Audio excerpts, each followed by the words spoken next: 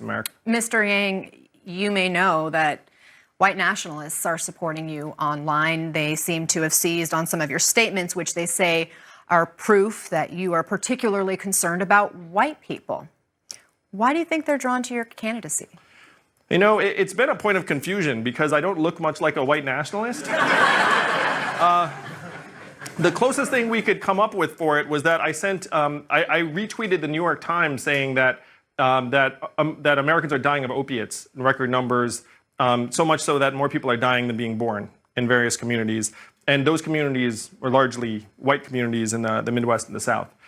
So I've completely disavowed any of that support. I don't want the support of anyone who has any kind of agenda that's different than the agenda of this campaign. And our slogan is humanity first. We're trying to solve the problems and improve the lives for tens of millions of Americans. In your book, you do say the group I worry about most is poor whites. Why are you most concerned about that group, poor whites? Well, in the context of my book, I was suggesting, to Constance's point, like, how is this tribalism and violence going to manifest itself? And so the group I was most worried about was poor whites who felt like they had no future, and then that violence would emerge in large part because that group would become increasingly angry and distressed.